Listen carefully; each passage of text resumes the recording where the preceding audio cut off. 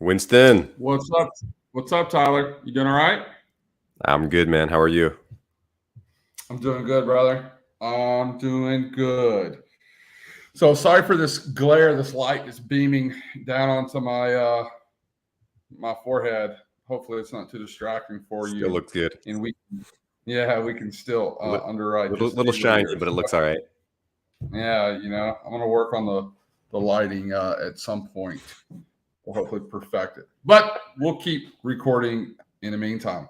So, hey, we've got an interesting kind of concept today. I did a little bit of research as we leading up to this. Looks like they, I guess, is it Squirrel? I don't even know. SQRL? Yeah, I was just saying SQRL. Maybe it is squirrel. I don't know if they pronounce it like that. But Yeah, I basically, don't know either. this new gas station brand. It's trying to revolutionize, disrupt, as the cool kids say, the uh, Well, the gas station yeah, industry. I read that they are want to be the Chick-fil-A of the gas station industry. That they have 250 um, gas stations in, I believe, 10 states, both branded SQRL. We're going to call them Squirrel for the nature of this call because I think that sounds cool, and their logo kind of looks like a squirrel. So I'm not trying to make fun of them or anything like that. They obviously have a growing flourishing business, but I Yeah, think that makes sense. I like that, the SQRL, squirrel. and yeah, so we're gonna roll with it. I thought it looked like a 200 Minnesota Timberwolf, but it or the timber. sorry. Yeah, I thought it looked like a Minnesota Timberwolf, but it could be a squirrel as well. Okay, it might be. I hope if they see this, maybe they'll let us know. If you're watching this and you're from SQRL, please let us know. We're not trying to make fun of anything. It's just it makes sense. So with that said, 250 locations, 10 states, both branded and unbranded. Looks like they're growing pretty quickly.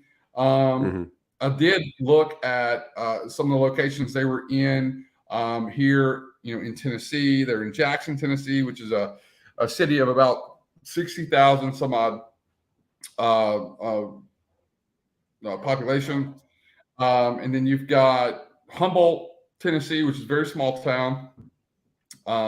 Over there, kind of on the west side of Jackson, I believe. Well, north of Jackson, I apologize.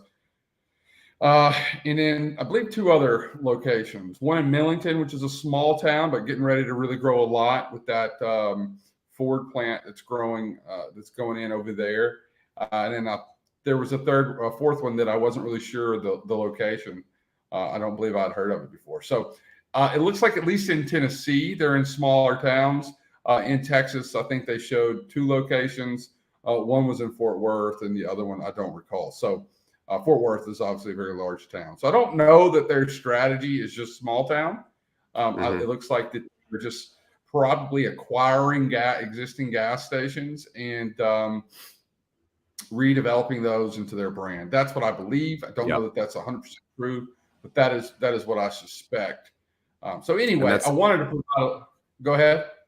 and that's the case on this one, right? This was built in this. It was an old Citgo. It was built in 1975, and they've just Okay. renovated it last year. So as at the beginning of this lease, so 2022 renovation with a new 20-year lease on a gas station that was originally built in 1975.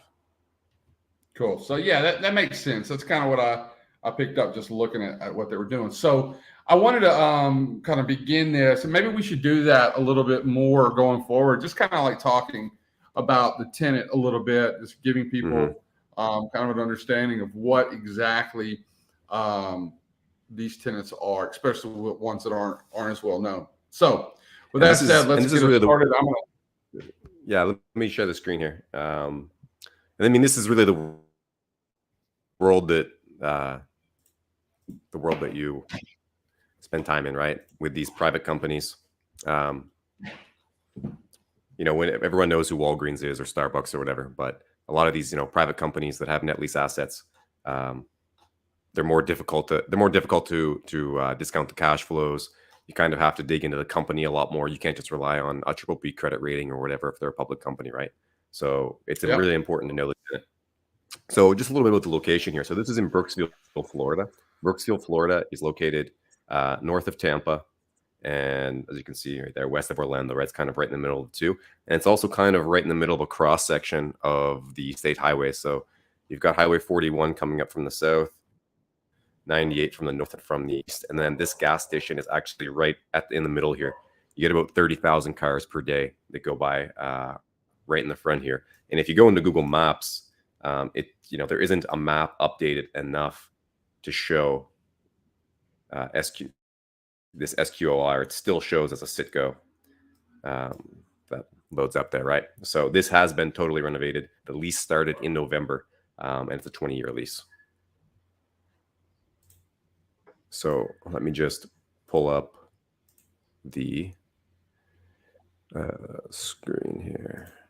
Present.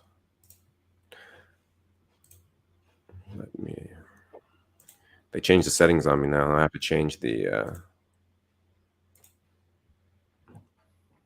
All right. I think there's a little bit of a delay with you, Tyler, and when you speak and Yeah. when your mouth moves. So you know. Okay, I just shared again. It was sharing the website rather than the Excel. Oh, sorry. Here, hang on. I gotta. Yeah. Redo that. There we go. Okay. And just so everyone can see the Minnesota Timberwolf / squirrel that we were talking about. Okay, no, we're on the Excel sheet. I thought it was going to pop up there. Okay, so basically, as we were talking about, SQRL Fuel, Brooksville, Florida. So this is a half an acre site, 2,000 square foot convenience store. 1957 it was built, 1975, as I said. This is an absolute triple net lease. So they say absolute triple net as in everything. A few of these actually have everything, but apparently this one has everything unless we can find some fine print that wasn't on the listing. This one should cover everything, including structure, roof, etc. So the lease started in November. It's 20 years, and they've got 4 or 5 year options after those 20 years. It's corporate guaranteed. So a little bit of research on the company, as we were talking about earlier. A couple hundred locations. They've got 70 more in the pipeline. The guarantee itself is both the corporate guarantee, and they told us in the marketing documents that they do 100 million a year in revenue and 20 million. They call it EBITDA. It's the first time I ever heard of EBITDA. I've heard of EBITDA, obviously, but EBITDA, which is earnings before interest, tax, depreciation, amortization, and rent. So rent and renovations. So basically, they're saying they make 20 million a year once they stop renovating gas stations. Is what their income would be if they weren't renovating gas stations right now. Kind of, yeah. I had to look up EBITDA. I'd never heard of it. Yeah, I haven't either. Yeah.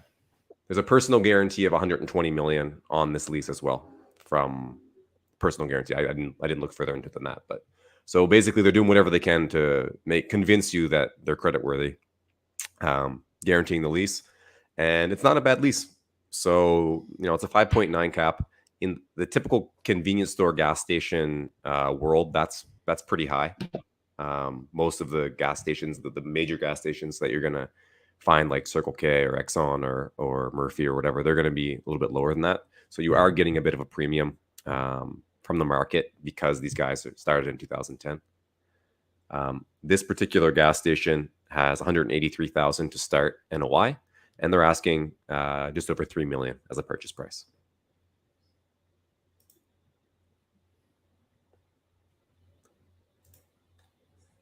So let's just open up the acquisition and operating cash flows here real quick. So this lease is pretty good. 2% bumps a year, which is about as good as you get in the triple net lease space. Sometimes you'll get 10% every 5 years or 8% every 5 years or whatever. 2% a year is I haven't seen. Have you seen better than 2% a year, Winston, in triple net lease? I'm trying to think if I've seen better. Not really. No. I mean, in Nashville, you get in some of the larger markets, you're getting like say 3% a year. But when you're looking at like long-term net lease options, typically 2% is what you're going to get, and that's pretty good. Okay. So I'm putting aside $4,000 a year for capital reserve, even though they don't demand any capital reserve. As we discussed last week, you were saying the banks usually like 2 to 4% of NOI. This is on the lower end of that because again, we have no expenses we're expected to pay. So this is really just like cash in the bank. Yeah. And just to re-highlight what we said last week, if anyone wasn't listening, is you shouldn't have to do that, right? But we're doing that to be conservative, and a lot of times that's what the banks will want you to do. But with an absolute triple net lease, and there's nothing that you should have to do. You do not have to allocate capital reserves, and the seller is going to argue with you that you don't have to do that. So the cap rate is, in this case, I think 5.9. So just remember that. Yeah, exactly. A lot of times, like we said, this is an absolute triple net lease. So I would say it's a real 5.9 cap, right? If you're buying a double net lease, double net plus, whatever, and they say 5.9, that's not a real 5.9. It's probably, 5.7, 5.8. So just keep that in mind when you're comparing different leases, different cap rates, that the cap rate that they tell you is dependent on the exact definitions in the lease, and it might not be exactly comparable, until you go to the letter. So what you really want to compare is cash flow from operations and not NOI when you're comparing leases. So I thought long and hard about this. This is a 20-year triple net lease. It's basically, it's a gas station. It's brand new. I think the way I want to think about this is how credible is this tenant and what kind of discount rate do I want in their cash flows, rather than having the re-tenanting scenarios. So I've got one scenario here, which I'm putting 100%, is that they make it to the end of their lease. And then later I want to discount those cash flows based on the probability we think they're going to make it to the end of their lease, rather than doing the re-tenanting weighted average. Does that make sense? It does. Okay. Just so I'm not talking into my butt here. Yeah. So the scenario that we're looking at, right here, right now, is that the tenant makes it to the end of the 20-year lease and we're disposing in year 20, right? And we'll look at that first at the cap rate they're asking, and then we'll discount those cash flows based on, how credible we think the tenant is, and we'll look at it from a different angle. So if we do that, if we run this out 20 years at 2% increases, the NOI disposition is $273,000, right? I think we started at 183, so that's quite an increase, right? So we'd actually, if you want to look at this from unlevered, right, you can see those cash flow increases all the way out, right? So you're starting at 179 down here, and you're up to 256, 270 something by the time you sell. You're in for $3 million at the beginning, and if you were to have a 6 cap on the way out, which is comparable to what you're going in at, you're selling for $4.5 million. Mm-hmm.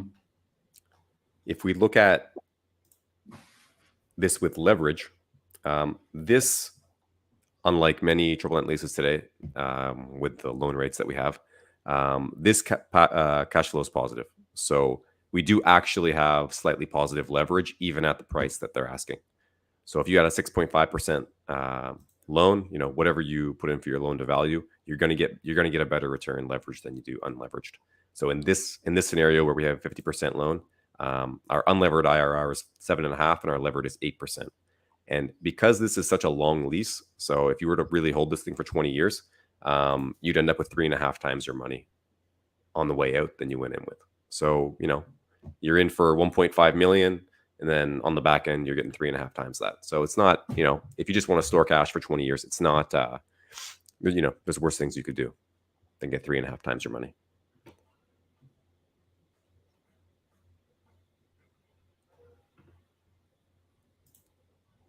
And before we go any further, let's just have a look here at gas stations. So these are gas stations that have sold in the last 6 months. This is closing cap rate on the y-axis versus term remaining on the right. I really like this chart. Obviously, there are many things that go into closing cap rate other than the amount of term remaining. But when you look at several sales in the same sector, it just kind of gives you a picture of more or less where this asset fits in comparison to what else has been selling on the market in the last few months. So you can see you have gas stations selling up at 7.5 caps, all the way down into the high threes, around 4. But the trend line here in the middle is lower than the asset that we're looking at today. So the asset we're looking at today has 20 years on the lease. It's almost a 6 cap. That's significantly higher than the average of the other gas stations that have sold in the last 6 months. So as we spoke earlier, there are reasons for that. A lot of these gas station tenants are public companies. They're credit tenants. They're very they've been around for a while. They have many more locations. So it's obvious that the market will discount those cash rates a little bit compared to this one. But if you're looking for cash flow and you're looking for positive leverage, for that reason, this one might be a little more interesting than, say, a Circle K or an Exxon or whatever that's going to give you high 4.8, 4.9 cap, and you're not going to be able to put leverage on it and keep positive cash flows. Yeah, something like a 7-Eleven, they're very popular, stuff like that. So, Tyler, you hit it on the head. You were exactly right. I think that's one, it's all about being comfortable. If you're fine with a non-credit tenant, then and you like this sector, then hey, this is something you should consider. But you do want to look at their finances, the fact that they are kind of taking out rent right now is I don't know. You want to investigate that a little bit. I would want to dig in. I'm actually going to dig into that after our call and kind of get a little bit more familiar with that. I have not had that done. We do a lot of work, not to go deep down a tangent here. You know how I am, but we do a lot of work with non-credit tenants in companies that are growing their brand and growing their brick and mortar footprint. And so, but I've never heard that pitch before. Not to say that people don't do it. I just haven't heard it. So I would want to dig in deeper and understand that, before you really got sold on it. Chasing cash flow is important, but it's not more important than having a great tenant that's going to stay there and adhere to the lease. Anyone can sell you a dream, but you do want to have a great tenant. So I want to harp on that for a minute. Yeah, and I mean, 100%. So this tenant, look, I might have a bias because I prefer like value investments than I do to the flash in the pan, growth company type stuff. These guys come off a little more Silicon Valley-ish, like we're disrupting the gas industry and Chick-fil-A of whatever. And so they could have a great business model, but I would demand a significantly higher discount rate on buying something like this than I would buying a 7-Eleven, right? Like, today you can buy corporate bonds at 8.9%, B-rated bonds. Now, B-rated is not investment grade, but at least you know what your risks are when you get a B-rated bond. If I was to discount these cash flows at the equivalent of a B-rated bond, I would want both income and disposition. I would be, wanting to purchase closer to a 7 cap than a 6 cap that they're asking. You'd have to dig in a little deeper into the company to decide if that discount rate is correct or not. It might be too high. Maybe an 8 cap, a discount rate of 8%, 8.5 would be fine. Maybe it's higher. Maybe it's 9.5, 10. And you'd really have to dig into the financials of the company to get there. But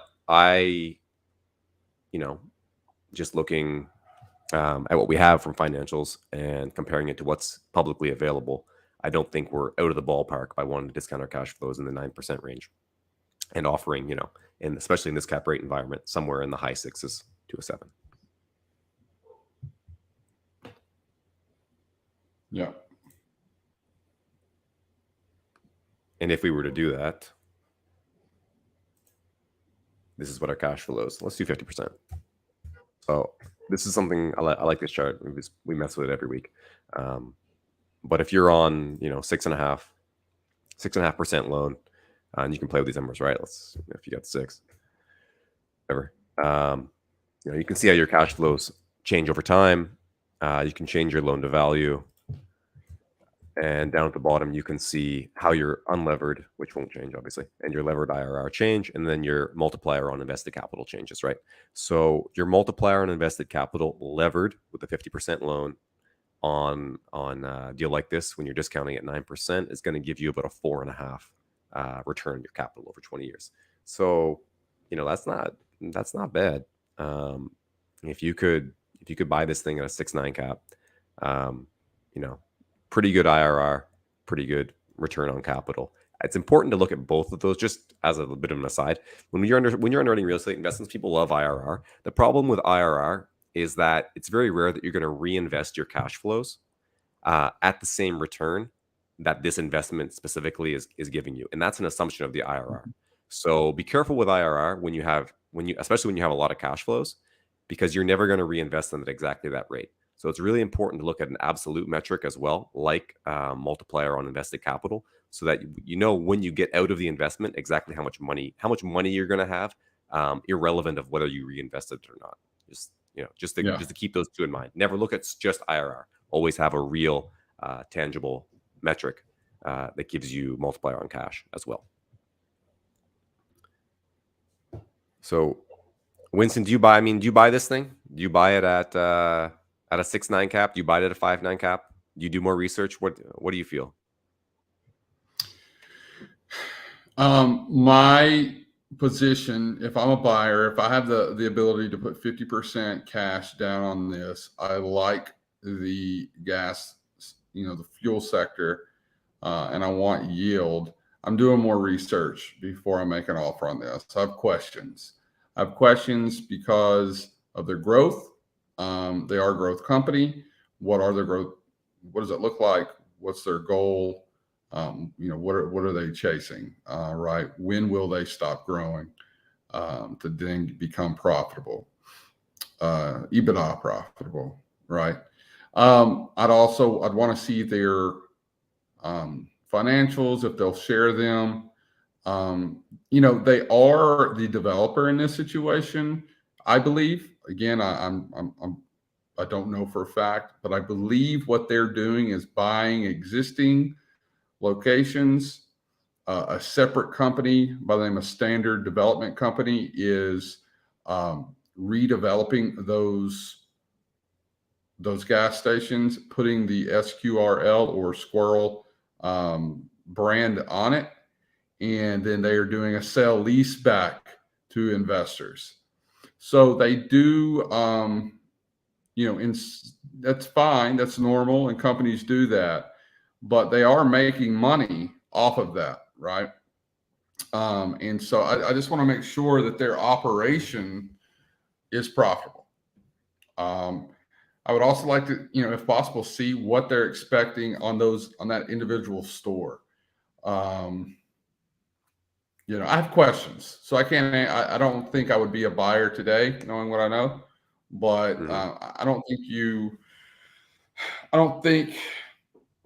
just brush it off if this is the sector you like. I think you do a bit more digging. Yeah, 100%. And you like we talked about, right? You work with a lot of investors that buy triple net lease assets from private companies, right? So, it'd be interesting. It's interesting to see, how everyone has a different process in evaluating these companies. It's really just not as straightforward as buying, a Walgreens or a Burger King. Yeah, definitely not. Well, and also keep in mind that even, let's just use Burger King as you just recommended, or you just referenced. Burger King has a lot of franchisees, right? And Burger King corporate is a different guarantee than Burger King, the franchisee who owns 10 franchises, right? A lot of times that's different. There are even some franchisees that are more solid than the actual corporate entities. Maybe someone who held some Captain D's franchises in their portfolio of franchise or franchise company. But then the corporate Captain D's in that instance maybe not be as solid. So it just depends on who's who's actually guaranteeing that lease. You had mentioned earlier there was over $100 million personal guarantee, but what does that cover? What are their liabilities? Right? We need to know all that. So it looks like they're growing quick. And I think that could be good. That could be bad. Who's managing it? We don't know a lot about the company itself, and so that's what kind of gives me pause. But that's okay. I mean, a lot of people are kind of bearish on these non-credit tenants, but the reality is these smaller tenants give you greater yields for a reason, because they have greater risk, aka they're less known, and it's up to the individual investor to decide if they're cool with that risk. And as we preach on here, like, location is key, good markets, and doing your best due diligence on that tenant is important. So I just want to highlight, I don't write this off because it's a non-credit tenant. It just does warrant more research. Right on. 100% agree. We good? SQRL, Yeah, right. SQRL. SQRL is the guy's going to call us after and say, hey, you guys, it's not how we pronounce our name. It's not a Minnesota Timberwolf. You guys are talking too much smack. Nah, man. Well, hey, look, I didn't know that they even existed really until you told me about them, about us underwriting this one. So I'm happy we brought them up, and hopefully we'll see more about them, see more of them. I haven't seen any of their locations. I actually have a deal going in Humboldt, Tennessee, but I haven't had to be there. If I do have to go, I will check out their location for sure. So I'm always on the road looking for new concepts and new ideas, and I just haven't seen them. So we'll see what happens. Tyler, thank you so much. Thanks, and we Winston. will see you again next week. Yeah. All right. Cheers, man. Yep. Cheers. Bye.